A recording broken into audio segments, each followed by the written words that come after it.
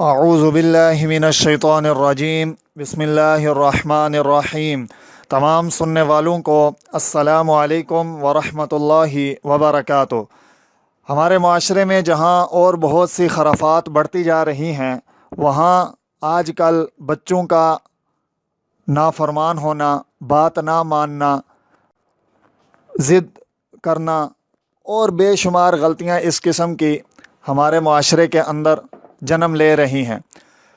مائیں اس بات کا گلہ کرتی ہیں کہ بچوں کو بہت دفعہ سمجھایا لیکن بچے برے کام سے باز نہیں آتے۔ اسی طرح بہت سے ایسے احباب بھی ہیں کہ جو ایسے گھروں میں رہتے ہیں کہ جن گھروں کا ماحول اسلامی نہیں ہے، وہ بھی بہت پریشانی کی زندگی گزارے ہیں کہ وہ احباب تو نیک اعمال کرنا چاہتے ہیں، نیکی پر آنا چاہتے ہیں، لیکن ان کے دوسرے گھر کے افراد وہ نیک عمل نہیں کرنا چاہتے۔ اسی طرح شادی بیاہ کے موقع پر بہت سے لوگ ایسے ہیں جو خرافات سے بچنا چاہتے ہیں، لیکن باقی گھر والوں کے، باقی رشتہ داروں کے زور کی وجہ سے ان کو بھی ان رسم و رواج میں، ان گناہ والے کاموں میں شامل ہونا پڑتا ہے۔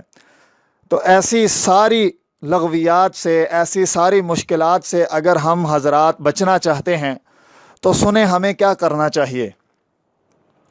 ہمیں ان تمام افراد کے لیے درود شریف کا ہدیہ کرنا چاہیے۔ جی ہاں، ہم اپنے بچوں کو جو ضدی ہو چکے ہیں، جو ہمیشہ کارٹون میں وقت صرف کرتے ہیں، جو ہوم ورک نہیں کرتے، جو دودھ صحیح طرح سے نہیں پیتے، جو بچے کھانا صحیح طرح سے نہیں کھاتے، وغیرہ وغیرہ وغیرہ، ان سب کے لیے ہمیں چاہیے کہ ہم اپنے بچوں کو زیادہ سے زیادہ درود شریف پڑھ کر ہدیہ کریں۔ ہم جتنا زیادہ درود شریف پڑھ کر ان کو ہدیہ کریں گے، ان کے لیے ہمارا کہنا ماننا اتنا ہی آسان ہوگا۔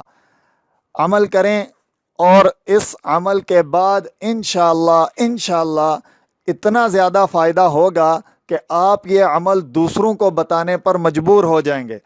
جی ہاں، کوئی بھی مشکل کام، کوئی بھی خلاف شرع کام جب دیکھیں اور اس کو روکنے کی کوشش کریں، اگر وہ نہیں رک رہا تو ہمیں جو غلط کام کر رہا ہے، غلط کام کرنے والے کو درود شریف کا نذرانہ ہدیہ بھیجنا، پیش کرنا پڑے گا۔